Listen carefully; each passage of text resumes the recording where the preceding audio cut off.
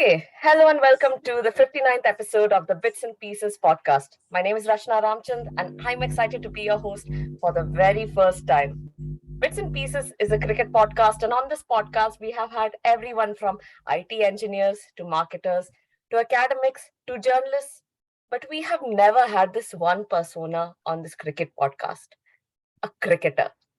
You may have thought that we preach more than we practice, but with this episode, we will attempt to break those assumptions. But before we introduce our special guest, let's first introduce the rest of the panel. This time, we'll do the introductions in a round robin format, ending with our guest. So let me begin by introducing our first panelist. Mohan Krishnamurthy, or Hank Sir, as many of us on the pod know him as, is dialing in all the way from Australia. Although, given the range of timings he's been on this podcast, you would not know if he's in Australia or South Africa or watching the BGT in India.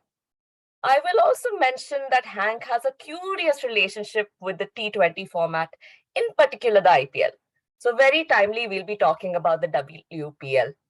On a separate note, he knows how to wake people up when they've dozed off during the podcast recording, especially when some of us have early mornings. Welcome to the show, Hank, and I'll pass it Thank over you. to you. Thank you so much. Thank you so much. What a wonderful intro that was. I must say that my special relationship starts and ends with the IPL. I'm a big fan of the WPL even before it starts. Go for it. So I'm really looking forward to our conversation with the special guest who you're going to introduce in a short while. So over to you. Back to you, Rachna. Hank said you were to introduce Samir. Oh, round robin. Round robin. I ignored the round robin format. Okay, we can edit this out. So it's my pleasant job to introduce my namesake on the podcast and on the WhatsApp group. I always marvel at the cinematic references, the song references, and the food references of this particular Mohan. These are three things that I can get nowhere near. But the one thing that we do thankfully have in common is our passion for cricket. Without much ado, Samir Mohan. Thank you, Hank sir. Speaking of food references, I've been down and out with a bad stomach for a whole week. So yeah, something in the memories to cherish me with. But good. I look forward to a good episode today. I'm so kicked about this guest that I even went ahead and tweeted about this a week back without revealing who it was. So it's great to be here. Great to be here on a Saturday. And unlike Hank sir, I did spend some time stalking our next panelist on stalking is the wrong term. I looked up her Twitter wall and onto our next podcaster. I think I should spell this right. It is podcaster, PAWDCASTER, because she recently got her pod mic and dutifully posted a picture of her dog doing a bark test. Audible kind of caught it and all of that. But she's been a voice who's batting for women's cricket for a long time. If you err on a stat or a fact in the game, she will catch you at the non-striker's end, just like her idol R. Ashwin Anna Bhaiya does. Her points towards the game are as sharp as the axe wielded by a woodcutter, but then the axe doesn't fall as hard as one would expect as she gently caresses it with impeccable stats and callback of the game. If you're looking for an example, look at her arguing about the appointment of RCB's genius move in putting Sania Mirza as a mentor. 3 wickets too much for the Oneida mascot, she says, but she's absolutely the neighbor's envy and the pride of her sisterhood. Her bio says she's a history nerd, but she's a nerd of the beautiful game that there is. In a cliched quizzing term, put your hands together as she follows up on her superb debut. And we just hope this is a big streak like how Choppy did. Welcome again, Vaishnavi. Great to have you here with the pod mic. Thanks, folks. Looking forward to a more professional experience this time. Okay. Our latest guest is she's a former cricketer who played for India A against New Zealand and was a regular feature in the Hyderabad team. middle order bat, a right arm pacer. She's even played under our Indian captain, the cool one, Harmanpreet Kaur. Following her playing career, she is now a prolific cricket writer. She's written some great pieces, Ashika Pandey, Mitali Raj, Vinyan Dupriya, and many, many, many amazing women cricketers. We've got so much pride in welcoming our first actual real-life cricket report. Everyone, please welcome Ananya Upendran. Hi, Ananya. Great to have you. Thanks, Vaishnavi. I mean, that was more. It felt I was very proud to hear that. I'm not sure if I've never been introduced like that, so thank you. As a real cricketer? Yeah, it's usually a cricket writer, cricket journalist. Wow. We need to meet more of us then. Clearly, a lot of us have been reading about you and done a lot of Googling in the past few days. And so, I loved that one of the pieces mentioned was Vinyan Dupriya. That's just like, that's it, that's done. Yeah, I'm also familiar with your hashtag team pacer, is it? Yeah. I mean, as team spinner, I take exception, but that's another discussion. Cool. So I know everyone's dying to talk about the WPL, and I don't want us to wait any longer to open up the discussion. So 2 questions to everyone in the panel, but Ananya, it'd be great to hear from you first. How do you feel about it, given this appears to be such a pivotal moment for women's cricket and sport, especially given that, you've been involved in cricket, as Vaishnavi mentioned, for many, many years now? Generally, how did all of you think the WPL went? Well, I'm super excited. Feels like a really long time coming, very overdue. But yeah, I think I have very mixed feelings about it. It does feel like, finally things are happening, and we've waited a long time for this, but I think mixed because I feel like having seen that auction and having seen the names, especially the domestic names that have missed out, I feel like, we do have a lot more depth to have more teams. It just feels like a bit of a missed opportunity in many ways, but like they say, what more can we do? We're at least doing this, so let's celebrate the minimum and I guess see where it goes from here. It's. I mean, would you just to say add, so? Sure. Sorry. Thanks, sir. Would you say that it's the timing is right, or have we caught the wave 2-3 years late? I mean, I think the timing it's great. I don't think it's. I mean, like I said, I do feel like we are a little late, like we're playing catch up to the likes of Australia and England. But I do feel like just because there are of the numbers in India, we're not too far off. We have just until now, if you look at our results, it's all been accidental. It's not been system made. So, if you're able to have appearances in finals over the last 3 or 4 tournaments consistently by accident, imagine now that we're putting together a system. We are in some ways playing catch up, but I think we'll catch up faster than we think we will. And that's exactly my point. If you look at the Australian situation, right? I think it was in the podcast last week when we said on February 26th, it's a fight to see who plays against Australia in the finals, right? Who's the lucky team to play against Australia in the final? You could put that down to many things, but that team is so strong. The Australian team is so incredibly strong. Do you attribute that to the strength of the domestic talent they have, the pool that they have, or the competitions that they have, and the intensity of the competitions that they have, and therefore, do you expect India to start doing much better and catching up to the rest of the teams? That's the question that I had, I guess. Obviously, I think in Australia have built a very strong pathway, a very strong structure in terms of how people progress into that Australian team. So they're playing a lot of competitive high pressure cricket to then get into that that team. Whereas in India, I'm not saying we don't play high pressure cricket, but it's few and far between. I mean, the gap between domestic cricket and international cricket in terms of skill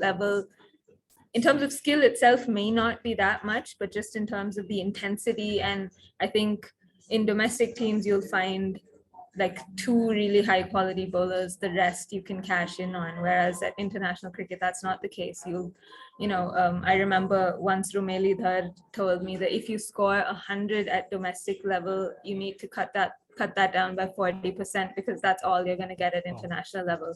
So just because of the fielding, the quality of the bowlers, the understanding of captains understand angles better, just those simple cricket, just the awareness in a international game is so different from a domestic game. So, if you're picking someone who scored 400 runs in a domestic tournament, essentially you're saying that, they've scored like 200, 250 runs. So I think just looking at numbers, I realize that I've completely gone off track, but sorry. But yeah. No, it's perfectly fine. So it's like this also, right? Because if you, sorry, I'll stop talking after this. But if you imagine that some of our younger players are going to be rubbing shoulders with some of the greats in the game, learning from them in the dressing room and all that, about tactics, about strategy, match situational awareness and all that, that's only going to be good for the game in India, right? So yeah, most definitely. And just from those women's T20 challenge matches that we had, exactly. even those experiences, it was a bit of a sham tournament, but just those experiences with those players, learning from Nat Siva, from Sophie Devine, understanding the different things they do, just those conversations. I've seen players involved in those teams come back the next season and kind of try and execute things differently, or the way they've approached their training. So if you think they've spent a week with these people and that's had an impact on them, what could 20 days, hopefully a month, and when this tournament becomes bigger, how much of an impact would that have? It's fantastic. It's so good to see. Rachna, back to you. Also, just to add a point, I mean, when Ananya said this is like a minimal tournament, reminds me of my non-podcast more work days about putting out a minimum viable product out there and seeing where this goes. I mean, which all reminds me of 2008. So even I'm excited to see what happens on the first ball. I just wanted to make that point that it's an MVP out there today, but so kicked and so happy for MVP. WPL today. It's not it's an MVP in the head at this point. So yeah. Yeah, I think I remember Sophie Devine setting her pressure from the last match, I think, when she was talking about how the smash and the domestic system is not preparing their players for the, for the international level, essentially. And it does seem like they've had a bit of a decline in the past, 3-4 years, maybe. So, I mean, you'd imagine or you'd hope that, the WPL will sort of bridge that gap in that it's that one step between international and domestic. And, like you said, I mean, if everything's at 40% or whatever, so, I mean, probably help narrow that gap and also help, I think, the national selectors really zero in on the people who are most appropriate or most likely, let's say, to succeed at the highest level. Yeah. Hopefully. I think that the visibility that will come with this tournament will, like it has with the men's team, almost. I don't want to say the national selectors become irrelevant, but a lot of, because of the visibility, there's so much more.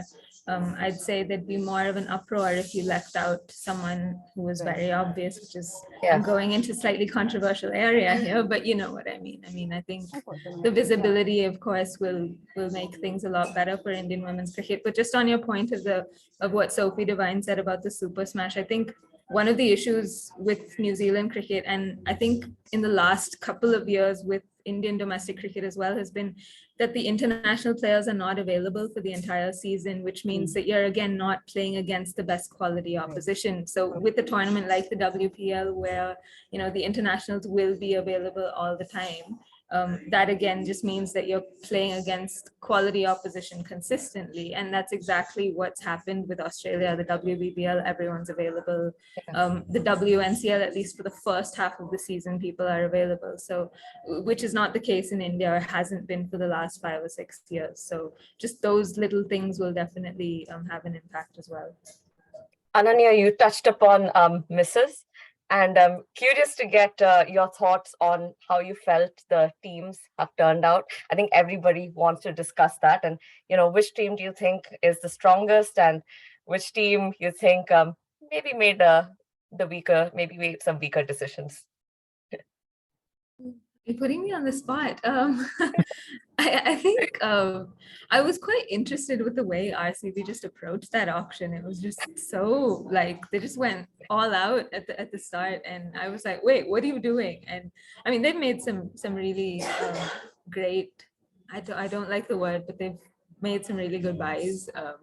And they have a very strong unit. I think the domestic players they've gotten hold of as well, some really high quality players. I am very, very excited to see someone like Shranka Patil, Kanika Ahuja, even Disha Kasat for that matter. They've had a really good couple of seasons in domestic cricket, and I think all three of them are very high quality players. And so for them to for RCB to actually have had their eye on them and snaffle them up was, I think, they've got a good mix of international and domestic talent. I think RCB. I think Delhi biased, very, very biased because of the people that they have in that squad. But I'm excited about Delhi as well. I think I was quite interested with their choice of wicket keepers and that, but they've got a good pace attack. I think they picked up Titas Shadhu, and I'm so excited to see Titas. Imagine her alongside someone like Shikha Pandey, Marzan Kap, just learning from those people. She is a very high quality seamer. So how she will develop going forward, she's already being mentored by Chulan Goswami. So, you have a lot of really high quality fast bowlers in her head so early on in her career. Which teams made questionable choices? I'm not going to answer that right now because I think we're going to wait for the tournament to begin. Vaishnavi, I saw you were tweeting all day incessantly. I'm definitely curious to hear your thoughts. You know what? I think I made this, or I tweeted this because it seemed very much like Gujarat was going to be like a mix of Australian and Railways players, right? And I wasn't wrong at all. I think I can count one English. I can count Dunkley is all I can count. Who's not one of either camp. I think that was a predictable squad. I think largely.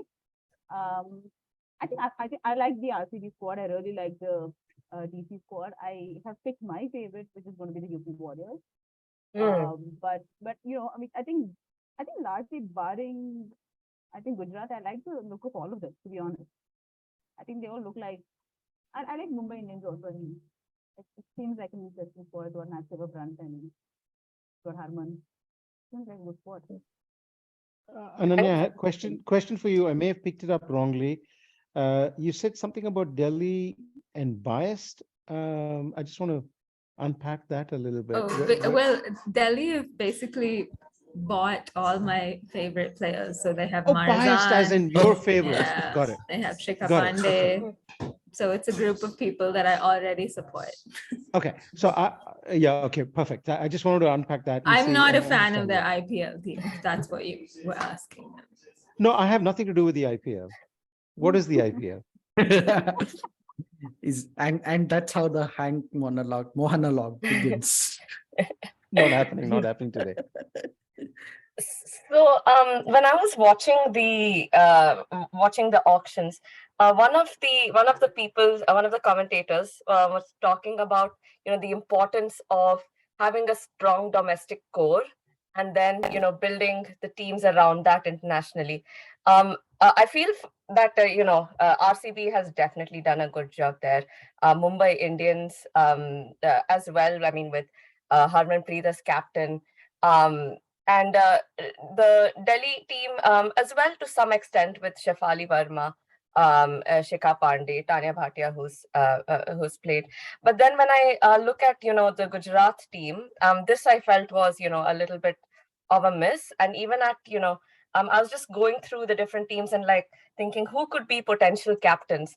And I was actually really struggling with Gujarat and to be honest, UP as well. Gujarat spent 5.2 crores on Beth Mooney and Ash Gardner together. And then, bringing in Sneh Rana, Harleen Diol. And then who do you think, the question for me was who's going to captain that side? And, looking at UP Warriors as well, when I take a step back, I really like the look from an all-rounder perspective. And then I'm like, but from a batting lineup, I'm really nervous about that team. There's only, Alisa Healy. I mean, and there's Devika Vaidya, who they paid 140 lakhs for. I know she's had a good domestic run, and there's been she's gone through a lot. But again, for me, that was a little bit of a questionable buy. And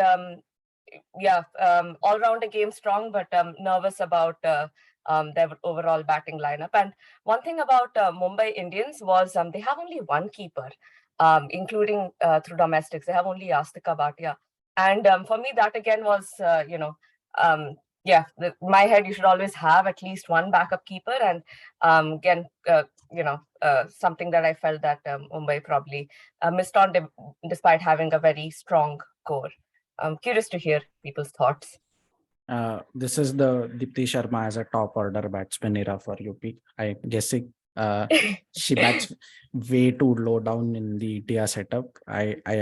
I am fully looking forward to this. This is probably, I think, except for RCB against whom she's gonna fail, but the other teams, I think this is the one.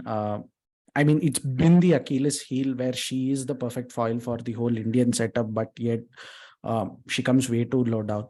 The other thing is she has a very good touch game, right? So her batting down at 7 is a criminal waste. Someone like a Richa Ghosh or probably a Sneh Rana is better suited at that position wherein you want to get that impetus, and not a Deepti Sharma. And we've seen that in some of the crunch matches also, right? Like when you needed like a few big hits, she managed, I think, 1 6 or max 2 when the need was like 4 back-to-back fours and stuff like that. So my hope is Deepti Sharma batsman era is about to begin soon. But more than that, I was very, very curious looking at the whole dynamics of how the auction itself happened, wherein everyone went for the marquee players. Everyone went for this whole setup at the start where you had a list and they went after it, aided by the fact that you only had 5 teams, right? So at some level, the 5 teams, the salary caps did work. Spare a thought, obviously, for some big names who didn't get picked, right? Like Danny Wyatt, Chamaria Tapattu, notable names like Susie Bates, Sune Luz. I look at all of these names, right? Ayabonga Khaka, a lot of these people, right? Like they are supremely talented, didn't get picked up because of some team dynamics, which was obviously skewed towards Indian players, right? All in all, I'm mighty excited. I hate saying that 4-letter word, but I just hope against hope that this is the year.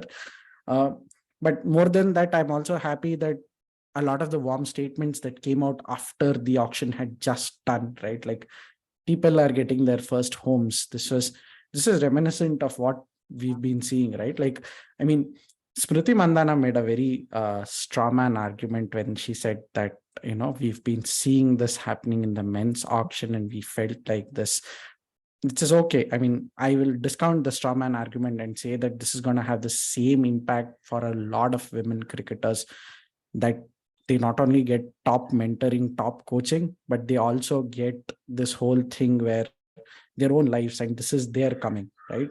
And I'm so happy and excited to see that. The Challenger did not do justice. The Challenger gave you some 1-2 players whose names were etched forever. Like Kiran Navgire is the biggest name probably that I can remember to come out of the Challenger series, right? So this is probably Challenger at a 3x level, is what I feel, at least in the first year, max in the second year. One can argue that could have been a full full-sized 8-team tournament wherein you had 3 more teams in the fray, then no salary caps. But I understand that there could have been scheduling issues. But let's see, fingers crossed, fingers crossed. Eternal RCB fan in me is super happy seeing the whole proceeds of the auction. And for the first time, I may have to ditch the calculator. So yeah, there's that. Eternal RCB fan, please comment on how you feel about Sania Mirza being their coach, their mentor. Sorry. I wanted to be a disclaimer here that I am not an RCB fan, but I thought, look, I just felt like this is one of those very RCB things, right? It's such a PR exercise. It's good. The billboards are going to look amazing. First of all, you got 2 number 8 teams, and you've got Sania Mirza to add to it. And I love Sania. I mean, I think she's like the OG cricket, sporting superstar that I think India has seen. In terms, I mean, I grew up with Sania. I think she's amazing. I'm just not sure of how this is going to help. But that said, this is not something that's quantifiable, right? I mean, you're not going to be able to say whether Sania did good or she did bad. If they play well, they play well. If they don't, again, it's not Sania's fault. Yeah. But you know what? I get it, like it's very RCB, it's all about the brand. So it makes perfect sense. I mean, Sania's great, love her. Why not? Yeah, but I it's don't see it is just that I don't see the point. small point here. Let's not forget that I think it was the first or second season, at least at the time when I used to watch the IPL, Deepika Padukone was a mentor or ambassador or something of RCB. So at least they have a sports person there. Yeah, exactly. Mascot, right. ambassador, whatever, right? She was in the dugout. She was doing all sorts of RCB mentor. things. Okay. Okay. But before I let it go to Ananya and get her views on this, because this is a question that bugs me. Sriram Sulya, who's now the official RCB RJ, DJ, MC, whatever, he had this interview with Sania Mirza, and I mean, obviously PR, but one point from that interview kind of stuck with me. And when Sriram asked Sania about what is it that you look at and what do you think is your takeaway, your experience going to be over the course of the WPL, Sania said one very interesting point. She said that I have myself been through a lot of pressure situations where mentoring was hard to come by. There are a lot of young girls in the setup whom I will aspire and try to, inspire by my journeys. And she said that verbatim. I mean, there could be a few sentences that I'm misquoting here, but she said something to the tune of these young girls will need someone who's less of a player and less of someone in the formal setup, but more of a arm around their shoulder to say that, hey, this is not the end of the world. You're there, you've made it so far. All you need is it's just a path, it's just a stepping stone. It's okay. We're going to make the landing a less harder for you by cushioning it out. We're going to be there around for you. And that makes sense. I mean, even if you think from a PR standpoint, having someone who's won multiple Grand Slam titles, almost bowed out with a Grand Slam in the final Australian Open is such a calming side to have. I think it's more of a calming influence. So yeah, Ananya, your thoughts? Yeah, I mean, I think I'm with Vaishnavi completely. It is a very RCB move.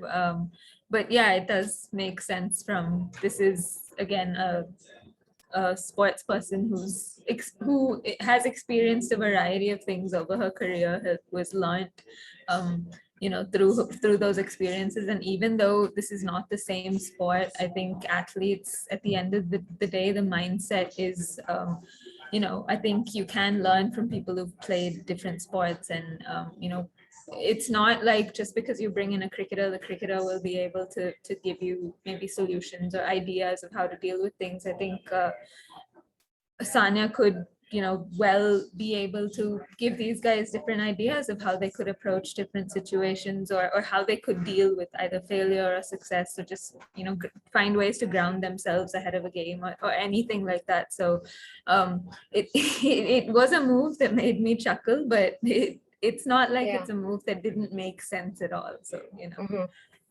Yeah. Okay.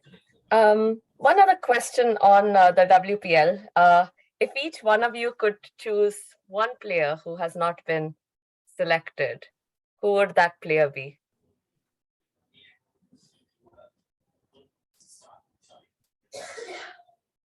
Probably. Who are you I'd starting say with? Simran Dil Bahadur. Simran Dil Bahadur. Yeah, I think that was a bit of a myth. I mean, given I think she would have been a good, probably affordable um, acquisition or hire. Let's not say buy, but Hmm. yeah.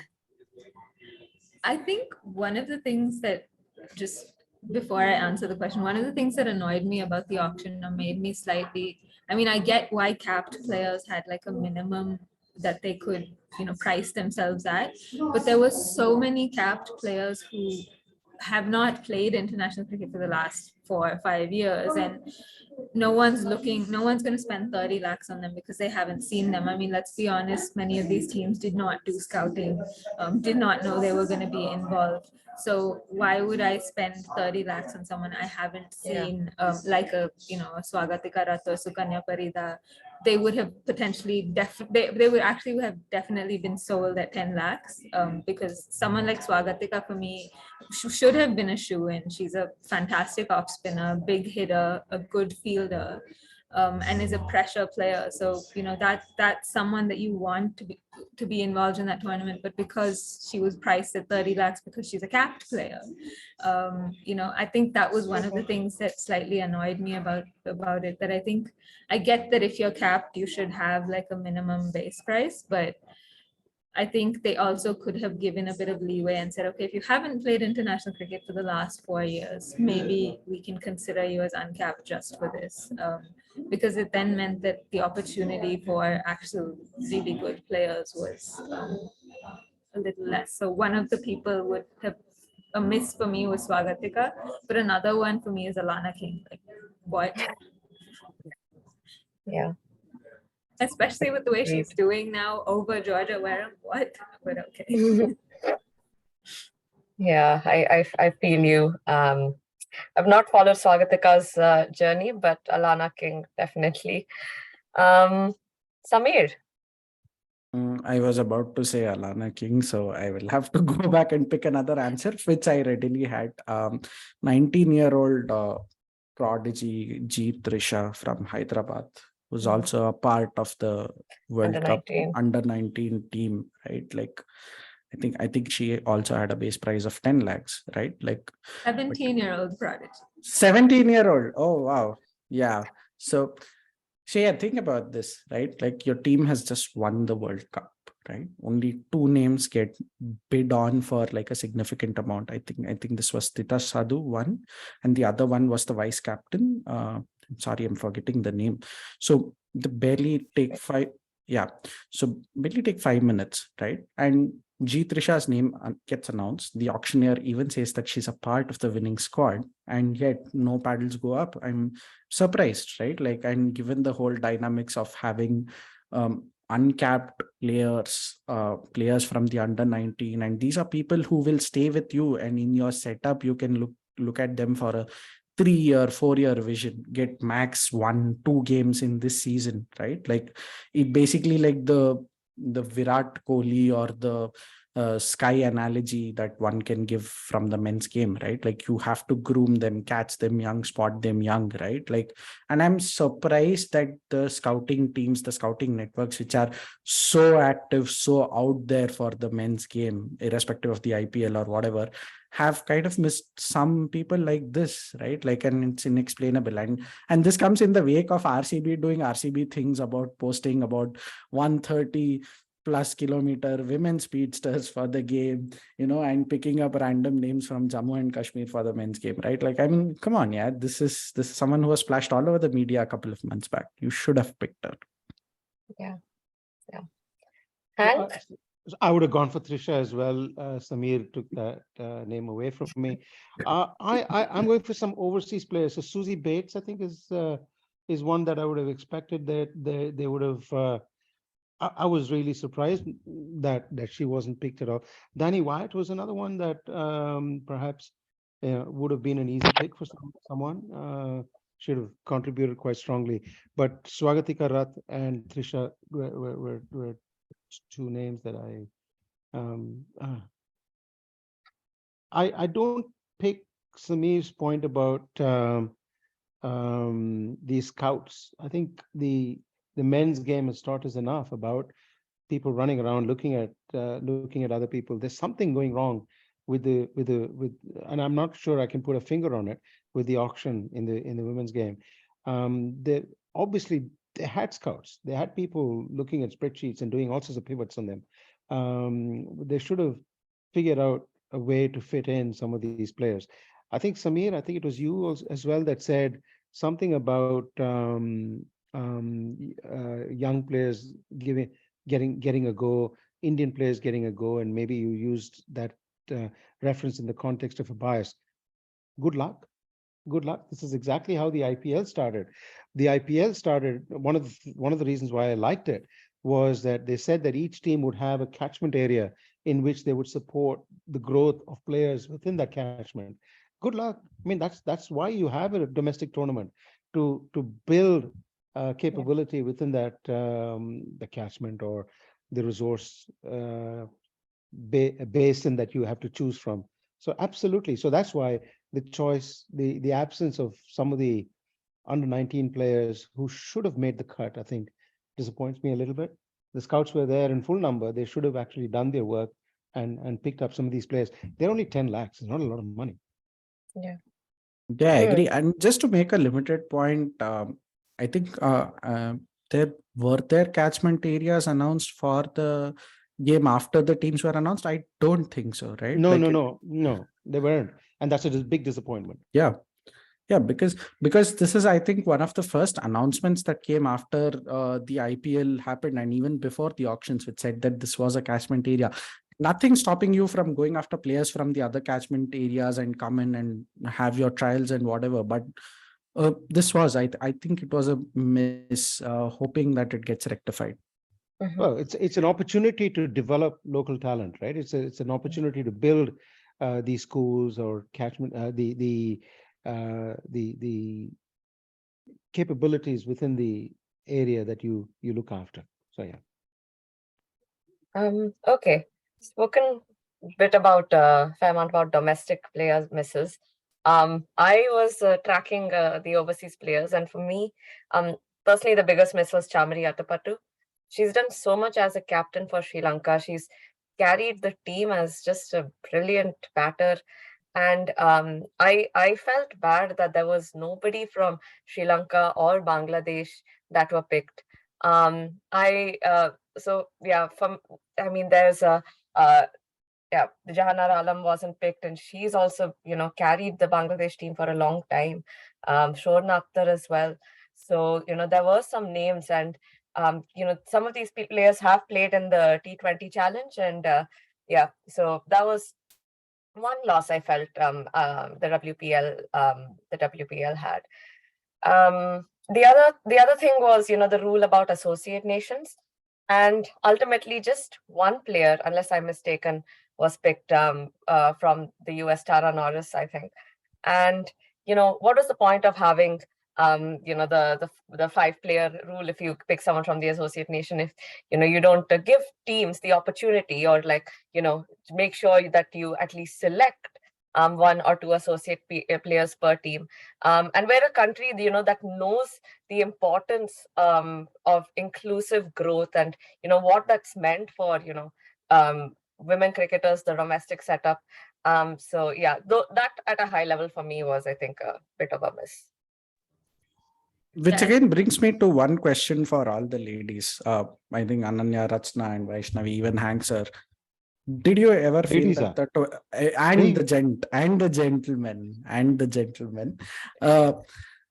did you feel that the 12 crore salary cap or the auction cap was too low? Vicious nodding. Yeah, vicious nodding of heads. I think general agreement.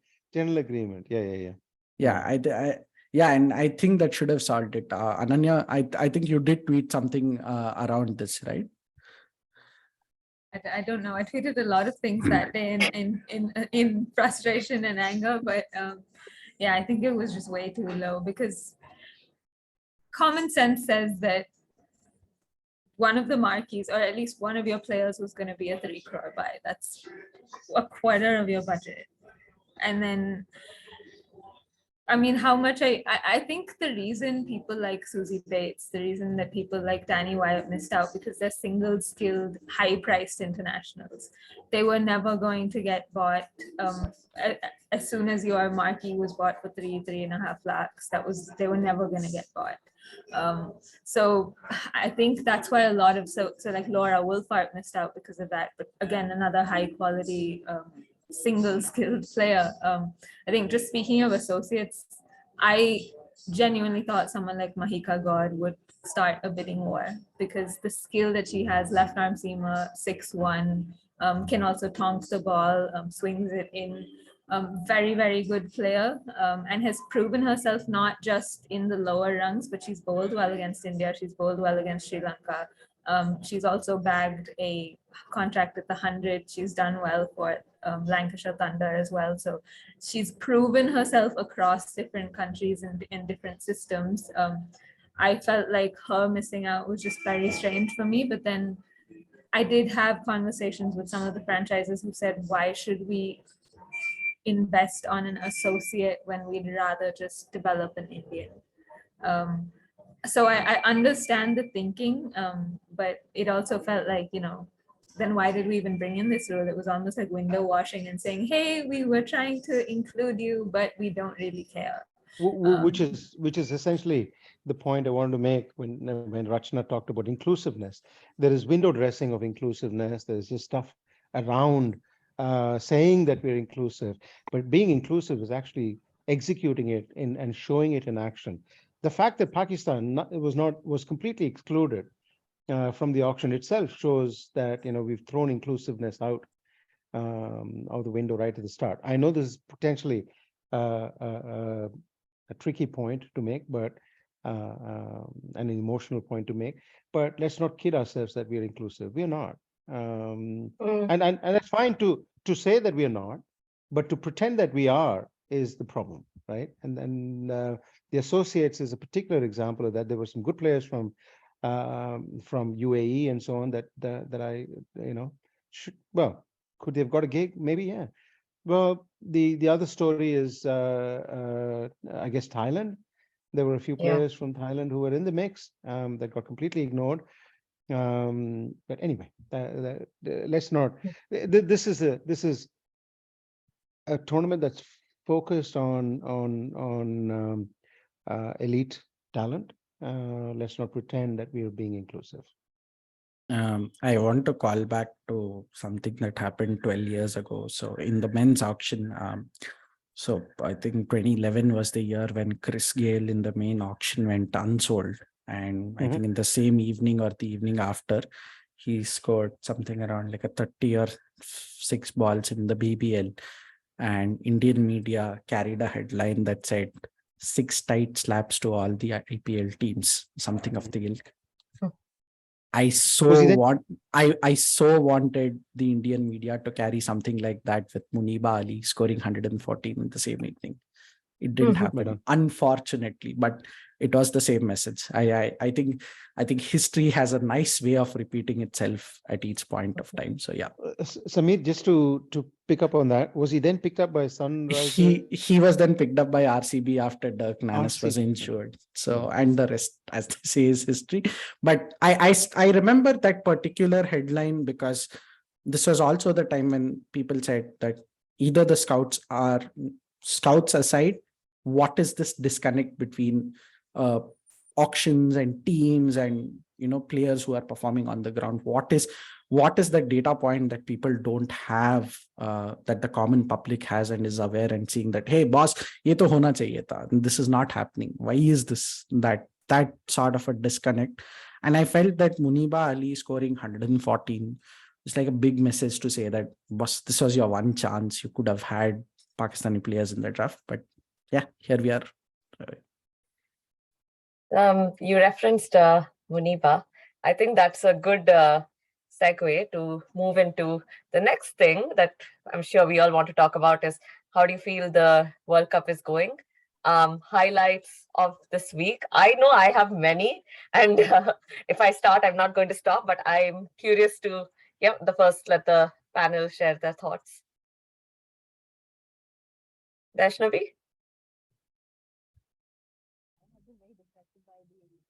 Sorry, Vaishnavi, we can't hear you at all. We can't hear you. We can't hear you. You'll have to do something.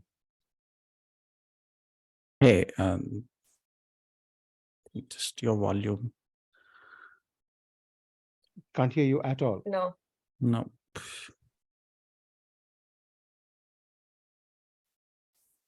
No, I think it's full. Curse of the Murphy. Don't worry, I'll sort it out in the edit. Something suddenly happened.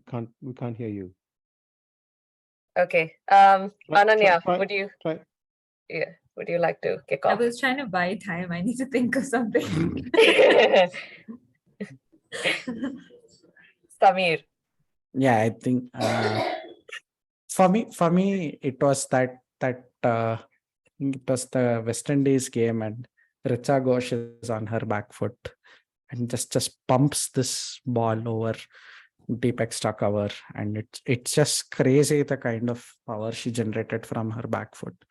And it's one of those you know, you are just going, there's a game that is coasting, you know what the result is, you know nothing's gonna happen, and you're like, ha, theek hai, India's gonna win this one, all of this, and then the shot happens, and then you sit up and take notice and say, whoa, what was that? Where did this talent emerge from? And people who knew Richa Ghosh know that she's been a talent, she's been due for a Yeah. big one, and then there is this one shot that just sticks in your head. It's a bit like Sachin hitting Shoaib for that lap 6 in 2003 against Pakistan, right? Like, I expected this to come in the Pakistan game, but Pakistan game was pretty straightforward. Jamie did no nonsense, easy coasting, but that Richa Ghosh shot, oh my God. I mean, you can just play it on loop and it's just never gonna get tired. Yeah, I was looking at the stats, and it says Richard Ghosh's average is NA. I was like, oh yeah, She's not she's not. Yeah, in been both this- matches, nobody's taken her wicket yet. That's like Shweta Sarawat through the league stage of the under-19 World Cup. Exactly. Vaishnavi, is your mic? No. No. Oh. Something suddenly happened. Vaishnavi, could you go back to a plugged earphone and maybe try that? Oh, she has a You've plug. got that already. Oh, Oh. can't hear you at all. Yeah, I think. Oh, something happened. Okay. And I think she had to. Vaishnavi, can you say something?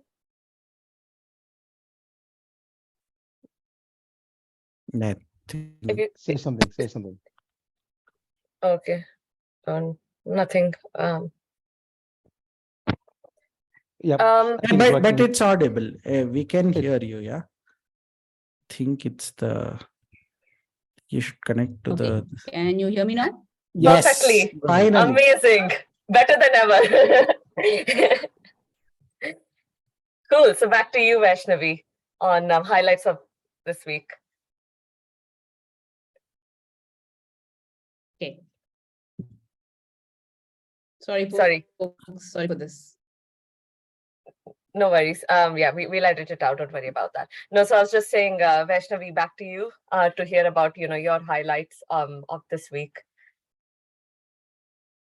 I think mine is also going to be Richa Ghosh. I'm just like a really, really big fan.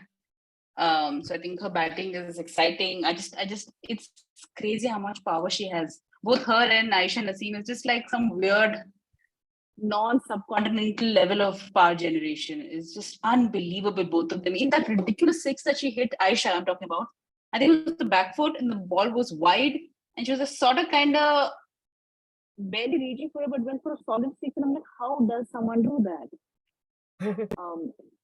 And I think that will just make everything change, right? When all of these super wide lines that we tend to bowl in T20s to women, so they don't generate power. But like both Richa and Aisha, like we don't care. We know Talia Vigra doesn't care. Like 1 foot out, and her 1 foot is on the 30-yard circle. So I mean, all of that wide bowling is going out the door in the women's game. I think in a few years, maybe, hopefully. Nice. Ananya. Yeah. Okay, I am cool. So I've two for me. One would actually be that Grace Harris catch to dismiss Atapatu.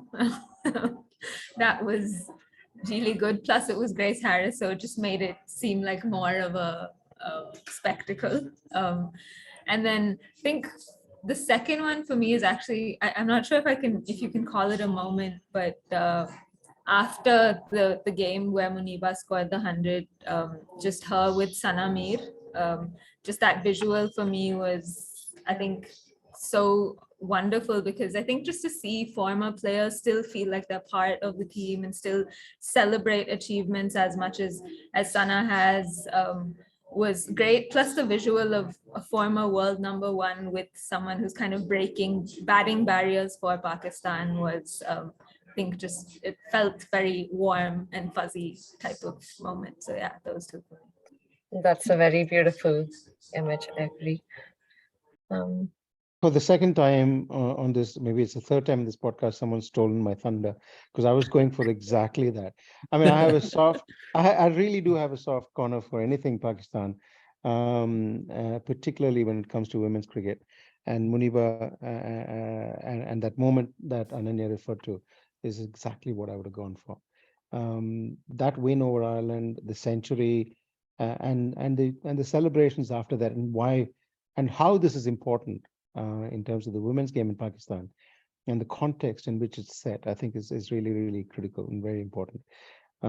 Again, plugging the fact that not a single Pakistani woman is in the WPL. It's really, really sad from my perspective. Anyway, I'm sounding like a broken record, so I'll stop. Not really, Hank. Not really. We're all there. I think this needs to be called out repeatedly. Tony mentioned this in the last pod, but I'm here to keep stating it over and over again. Yeah, so that to me was a very, very important point and important part of the tournament itself. But far be it for me to take over the host role for a minute. But two very, very, very important games today. What do we rate the chances in those two games? Critical games from the context of the tournament itself. If they happen, Hank, if they happen, at least there's a huge threat on the England versus India game from Reigns. So indeed, yes.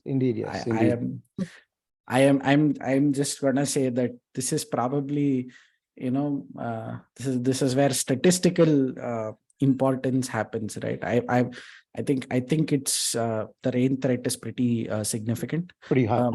Pretty hard. A reduced game could even things out, but I'm very, very doubtful. Let's see. Fingers crossed, obviously. So just before we go into England, India, I just wanted to highlight a couple of things that for me stood out this week. Sorry about that. No. So one is the return of Susie Bates. And watching her, I switched on the match. Like I watched the last 15-20 minutes of her innings, and it was just good to see her in so much form. The Susie days from back in the days, the highlights that I've seen. So that made me really happy. And the other thing is, I should also mention Orla Prendergast. I hope I'm pronouncing her name right. And, Ireland's fight against West Indies yesterday. So I saw only the first half. I saw the Ireland innings. It was in the background. And then I saw the first half of West Indies. I was like, Ireland's going to win. And then I went out. And then I was like, what? West Indies came back and won the game, which itself, I was, really happy. I was happy. I really like the West Indies. They think they've gone through a lot and a lot of churn in the team as well. But seeing both sides really fighting, despite not being, the strongest teams in the bench, that was that was a highlight for me. And then I want to also talk about the commentators. So Mithali Raj made her commentary debut, Dane Van Niekerk as well. And, I was listening to her in the first match against Sri Lanka, and, for her to not be on the ground, but then to still play such an eloquent role on the mic. That's something else I just wanted to point out. Dude, I'm so happy that you're finally getting a live stream in your neck of the woods, right? Like you remember so context for our listeners, there's a lot of Rachna and my conversations are, dude, do you know where this game is streaming? I was like, yeah, this is, here you go. And today for the first time, she has at least moments. So great. Yeah, it's awesome. Yeah. I want to quickly segue back to, when Ananya was talking about older, former players and how they feel when, the present players do well. How does it feel, or how is the mood amongst, former either Indian or domestic players with the WPL? Like, how does it feel for you guys? You guys. Like I said, I've only ever been introduced as a journalist, so I'm not sure if I'm you guys. But I think it's mixed. I think it depends on the people that you speak to, right? There is a huge section who is celebrating it and saying, it's a long time coming. There is, of course, another section who feels maybe I should have held on for a little bit. Disclaimer, I'm not part of that. But yeah, I think one of the things, again, maybe slightly going off topic here, but in India is that we have never been at any level very good at including former players and making them feel like they're still part of something bigger. I think it's always an us and them situation in India, and it has been across state teams and the senior team. So I think that's one of the things that I've always kind of felt really bad about, the fact that once you retire, you're almost just you're done, and you're not part of the team. But I think with regards to the WPL, probably there is it's been a long time coming, and we hope things change. But it's probably, I think mixed. The pockets of resentment, pockets of yay, finally, and yeah, and pockets of lots of hope. So yeah. Fair. I mean, normal. Yeah, pretty much. Back to India, England, and let's hope rain does not win. But yeah, Ananya, you made some good points actually right before we started recording on, the depth of the England batting lineup for potentially a short game. Maybe it'll be good to hear from you on that. Yeah. Well, I mean, I just think you look at that England batting lineup and the form that many of them are in, starting with Sophia Dunkley. It just feels like the power keeps coming. You look at the Indian lineup and okay, you have Shefali, Smriti, there's Harman, there's Richa, and maybe there's Pooja lower down. But in between, that there are people that you can control more or less. Whereas with England, it just feels like it keeps coming. You have Dunkley, Wyatt, then Siva Brandt, Capsy. Yeah, Capsy, and then Amy Jones with her sweeps, and Heather Knight with her smarts. Sophie Eccleston can hit a bomb, Sarah Glenn can hit a bomb. So you're constantly looking at people who can clear the boundary with ease, and I feel like India's bowling for the last few years has been quite questionable, especially when we've been put under the pump. And just with that lineup, when you match it up with India's bowling, I feel like we are in this game at least the underdogs. And as much as we think that a shortened game will maybe level the scales a bit, I just feel like England have way more match winners than we could, and their bowling, I think, is a lot tighter. And when you take Sophie Eccleston's bowling into account, or overs into account, it just feels like a 20 over games reduced to almost an 18 over game. And if it's shorter, then maybe you just, if you're playing 5 overs, then we're probably playing 4 overs. So yeah, I don't know. I'm being very pessimistic, but yeah. It's how we used to, very reminiscent of 90s men's cricket, where the talent was there, but you're always pessimistic with good reason before any game. The team had many talents. The team did have many match winners, but you just knew that on the day they're just going to bomb badly, and they did repeatedly. Yeah, Cries in 81 all out. indeed. Cries in 127 for 8. There's like so many of them. So many of them. So many. So many, yeah. I cried in 2003 World Cup final. And everything Oh, was that going as well. so Correct. well until that. Oh, painful, pain. Yeah, I mean, we're still looking for the spring in Ricky Ponting's bat. I don't know. I mean, he loses spring apparently. Yeah, this is not a therapy session for India losses, to be honest. But yeah, nicely we segued away from the women's game to the men's game to talk about 90s and so on, and just as we speak, Australia has lost its first wicket in the Gavaskar Trophy. Just putting it out there. Yeah. Woohoo. Also, live news from PE is that there's no rain right now. Oh, nice. yes. Oh, wonderful. Is that why you switched up your camera and went whether in the Gaba? Oh God, I can't pronounce it.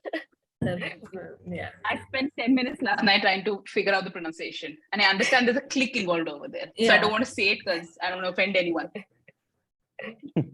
How do they spell it actually? I mean, just curious. Karbaha. Sorry. The Q is a click. Oh, the Q Hmm. is like a click. Is that It's a click. Yeah, so? yeah. Yeah. Oh, Yeah, interesting. there's someone who does She does a pronunciation, sort of how to pronounce Wow. the word. So, you Google it and you'll find it. Interesting. Samir, this is the opportunity for you to say will be linked in the show notes. I will make multiple attempts to spell this name, and yes, hopefully it will be linked in the show notes or not. You never know. Mythical, unless it's Abhishek Chopra, you know that the chances are like 50-50 at best. So, Yeah. Okay, and then we have another exciting game after Australia, South Africa. Yeah, I think Australia is going to win that one. I mean, come on, we're Hands down. already saying Australia is going to win the World Cup, man. I mean, how? I mean, they're at a different level. They're at a different orbit. Honestly, I mean, it's going to take something massive. Sorry, Vaishnavi. This is like doing 10 standard. This is like doing 10 standard, 12 standard, just so you can finish engineering. That's exactly what they're doing. I mean, for Australia to lose this World Cup, it is going to take some superhuman effort, superwoman effort, honestly, because that team at this point is just unbeatable. And imagine India in the one instance that they did win against them was in a super over. So you realize that the margin is this small, right? Like, and I mean, there is like a drinking game or a shots game every time we say that winning against Australia is by fine margins. Whenever you use that term, there is probably a drinking game there, because that's how many number of times commentators across the board have used it. So yeah, just putting it out there. If anyone needs a drinking game tonight, Australia losing by fine margins is a good shots game to go for. We have two Australian Drinking games. The other one is every time an Aussie commentator says natural variation, take a shot. Or you can do this at night. We have two options. They're giving us lots and lots of chances. Monisha Beta natural variation bolo. Spin on the track is so cheap. So the one, invincible team in our time was the men's Australian team, 2003, circa 3, 4, 5, 6, right? So there was so much about that team that was admirable. This Australian women's team beats that, hands down. Yeah. So strong, so compelling, so invincible. But I think we also have to recognize that Australia and England are probably the only two teams which have had that kind of investment for years together. And the other women's teams, it's been far more nascent, far more recent. I just recently saw that Sri Lanka has increased their per team per game fees. It used to be $250 per game for a Sri Lankan player gone up to $750. Compare that to the men's, which is currently starts at $7,500 per game. So what I'm hoping is, with the WPL, with the Pakistan League also coming up, yeah, other potentially other countries as well, some already happening. The rise of the associate nations, in a few years down, maybe Australia will not be on top. So this is my hope with investment across the board. Which, Rachna, which is an interesting segue, and there's a question open for Ananya and for the others as well. Now that there's like a parity in the match fees between the men's game and the women's game, what's something that you're hearing in the trenches with players, with say the support staff for that matter, about this whole thing? Is it actually going to materialize into more games in the upcoming tour programs, or what does this feel like for you? I'm not sure about that, but do you want me to share my real thoughts about Yeah, pay please. parity This at is the this top is level? this I think it's wonderful that they've taken that step, and the fact that you're taking care of your top players. Yeah, great. I think there's still a massive difference at the bottom, and that's where the gap needs to be bridged. I think the fact that the internationals are contracted, that they're getting a decent, or before this they were getting a decent fee, now they're getting a hefty fee when they play. Yes, definitely deserved, and it's great for them, but remember that impact is on like 15 players, 18 players at the most, and the more you invest in them, the wider the gap between them and those below is getting. I feel like if you could, I'm not saying don't invest at the top, but even out that investment. I think that's something that Australia did well. That the fact that they were able to professionalize or contract their state teams is why they are where they are. They like this. The state teams are fully professional. The players invest in their game. They're able to, they don't have to hold down a job and also do what they're doing. I mean, yes, some of them do, but there is the option of being able to be a professional cricketer. Whereas in India, we're holding down jobs, we're studying, we're doing all sorts of things, plus playing the game as well. And you're trying to invest 8 hours a day in your skill, but that's not going to happen because, again, recovery, all those types of things. And the more professional the international game gets, the harder it is for us to catch up. And that's why things like the WPL are so important. It's because you're giving players lower down the opportunity to make a career out of cricket, which at this point it's not. I mean, yes, things have changed drastically over the last few years, because I remember when I was playing, a Ranji Trophy guy would play one season and be able to afford a car. And I had seniors who'd been playing for 10 years who still couldn't afford a car. So, there's a massive gap in the amount we're being paid, and you have to have another job to supplement what you're doing. It's still, yes, we're still, I mean, the match fees has increased lower down, but you have to supplement that with something else, because cricket's a very expensive game. So Yeah. I love what's happening at the top, but I feel like it needs to trickle down to lower levels for India to actually reap rewards. Because otherwise we're just going to constantly be playing catch up. You're constantly going to be throwing like a Kiran Navgiriya and S. Meghna into the international team, expecting them to be finished products, but they're not going to be finished products.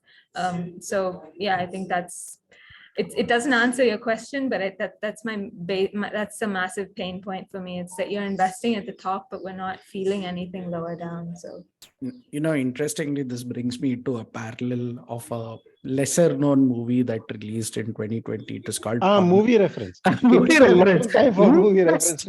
Yeah, it took a long time. I mean, interestingly, it does remind me of Panga. It's a Kangana Ranaut movie. It's streaming on Hotstar, by the way. It's about this kabaddi player who wants to get back into the game after a pregnancy, but then she has so much buyer's remorse because she's this person who's manning the ticket counter at a famous railway station, and that there's this one very nice scene in which she sees a bunch of kabaddi players, junior players, and then she leaves her duty, just comes to her and talks to them, asking them, "Ha, kya aap kabaddi players ho?" And then the other player, in her absence-minded, asks her, "Ha, to aapko kya?" And then she suddenly has this remorse, and then she says, quietly walks back with a small tear in her eyes.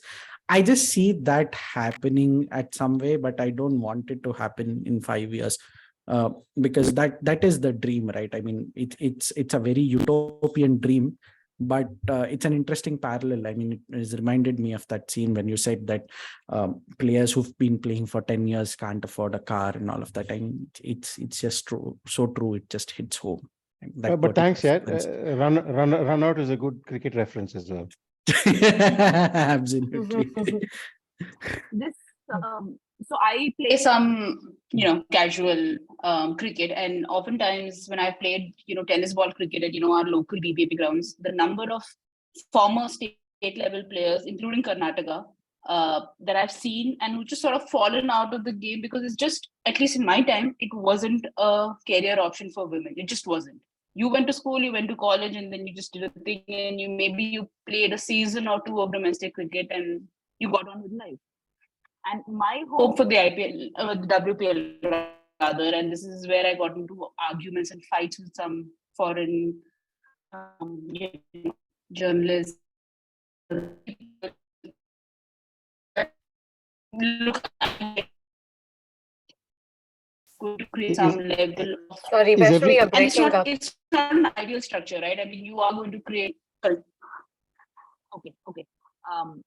Yeah, so I was just saying that it's going to create some distance or gap between the top three countries and the others, but so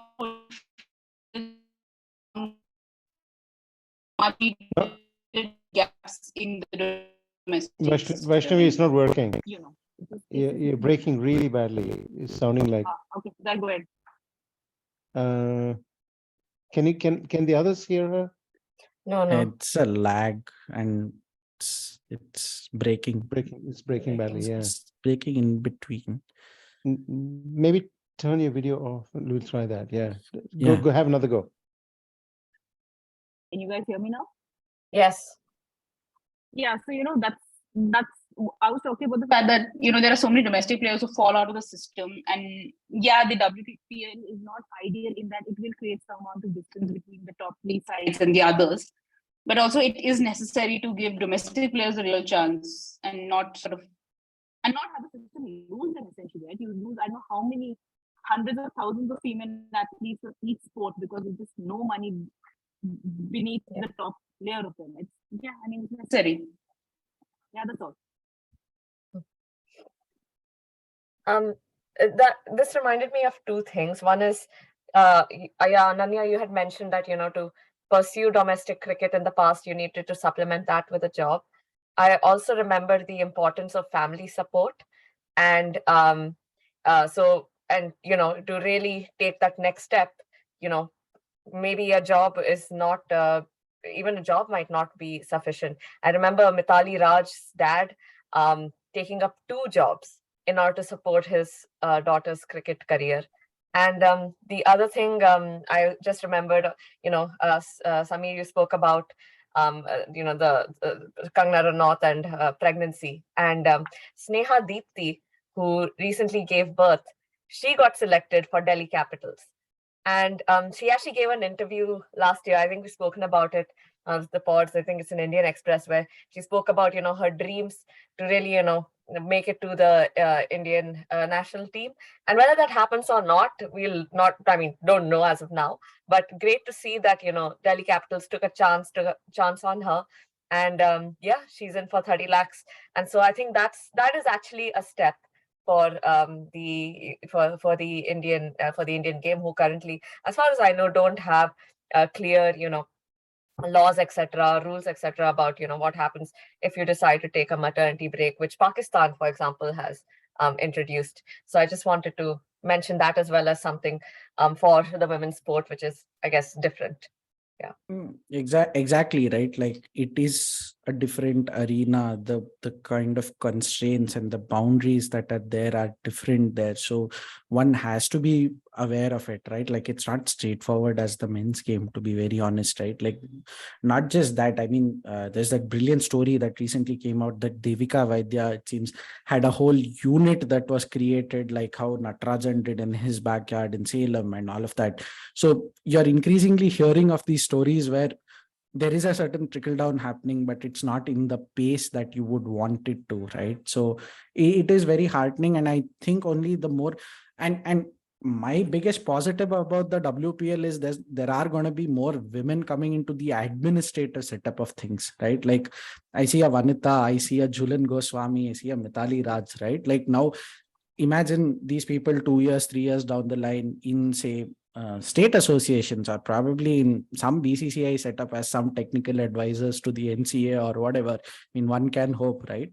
And that will bring in more streamlining into the rules as well across both games. And you need that. You need that. You cannot be flourishing, or you cannot even imagine beating Australia with the current setup. Yes, you can beat them in super overs, but we want to beat them consistently and repeatedly, right? And for that, you need a lot of structural changes as well. So yeah, one can hope. One can absolutely hope. Okay. Is there anything else that people want to add on WPL/T20 World Cup/women's cricket? Okay. So just one fun fact on Sneha Deepthi is that she in her batch, she's part of Smriti Mandana's batch and was touted as to be the next Mithali Raj, and even someone like Smriti thought that she's way better than she could ever be. So to see someone like that come back again, it was like societal constraints, had to get married, blah blah blah. But yeah, the fact that she's back, wonderful. So I hope she does really well, and I hope people are able to see, the hype that was around her. And again, just plugging in for our listeners, Panga is streaming on Hotstar, Disney Plus Hotstar. Please go watch it. Similar storyline. When you started talking about a movie released in 2020, initially I was thinking about Kanna. I'm sure everybody here has watched it. It's 2017-18. I watched it in theater, unfortunately. My word. But yeah, it does talk about the challenges in the past rising. Well, I guess to date, coming up as a women's cricketer.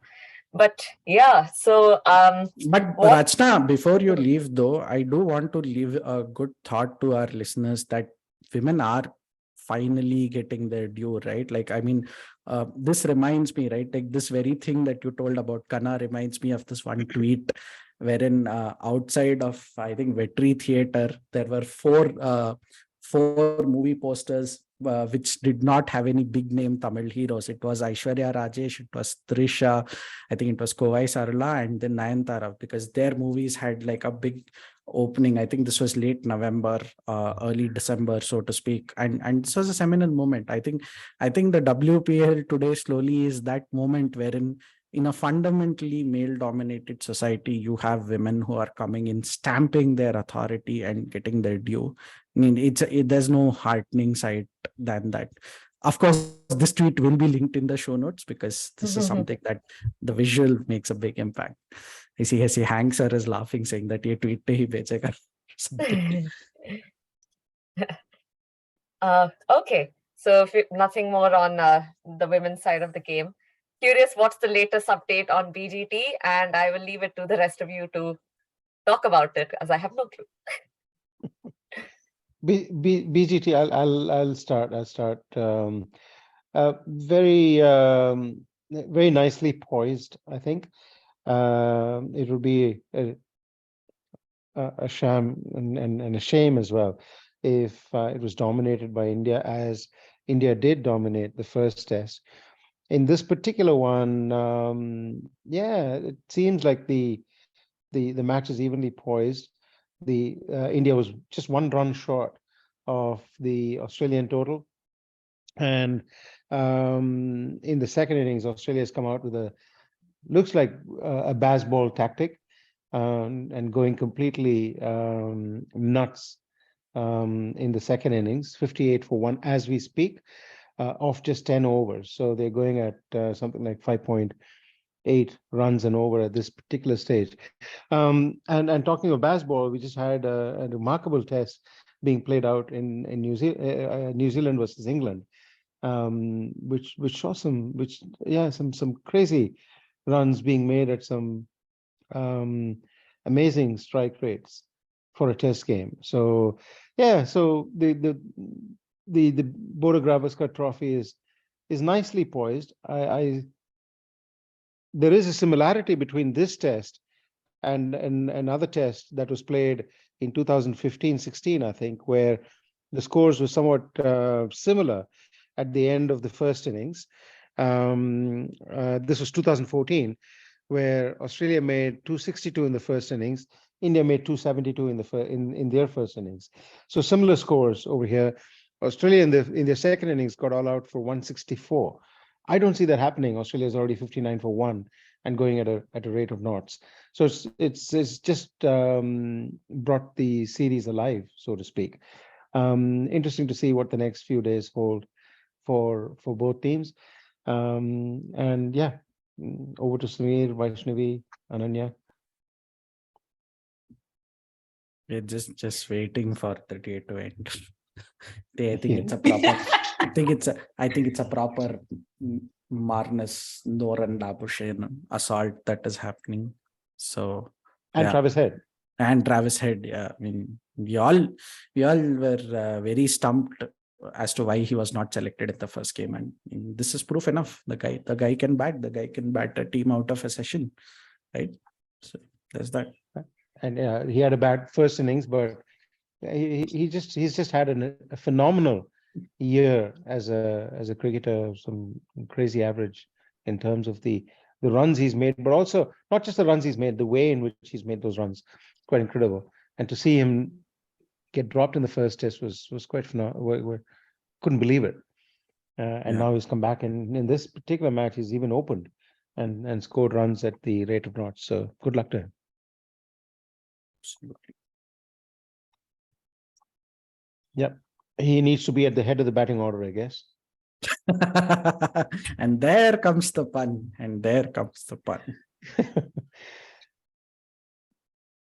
Okay. There you go. Yeah. Anything else that people would like to add or talk about before we close? I think very close.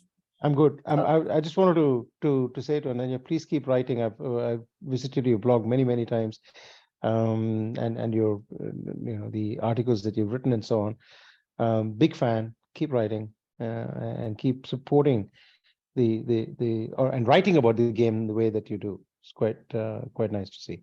Yeah, Thank you.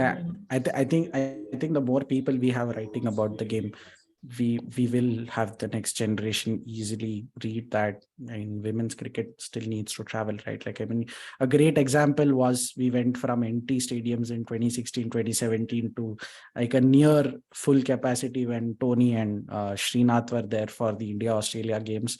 I think it's just going to go onwards and upwards from here. And it's kudos to Ananya and your tribe that this has happened. So yeah, it's just important we call it out. Thank you very much. I'm slightly overwhelmed, but thank you. And very embarrassed that you read my blog, but okay. Well, and the articles as well. So was it several articles in Scroll and so on. So it's good to see. Well, a player who's played the game, who knows the game incredibly well, and also so profusely eloquent and talking about the structure of the game, the structure of the tournaments that are being played, and so much more. So good on you.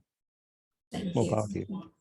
I just again, thanks a lot, Ananya, for joining, and Again, big fan of your blog. I want to call out this one article, one interview with Chika Pandey, which I thought was so beautiful about her comeback. We haven't seen her yet in this World Cup, but let's see if she plays today. But yeah, for our listeners, please do read that interview. For me, that was just a very heartwarming one. And the blog will be linked in the show notes. Yes, this will be linked in the show notes.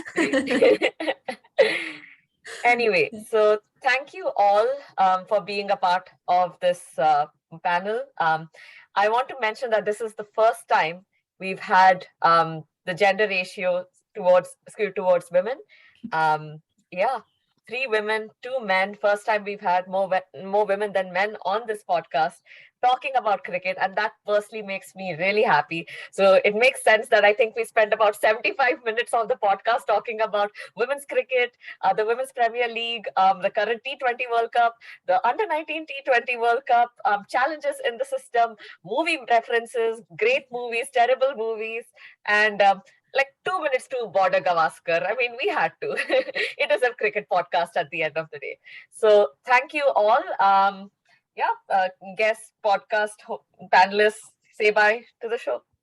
Bye-bye. Have Bye-bye. a fun Thank weekend. you. Bye, guys. Bye-bye.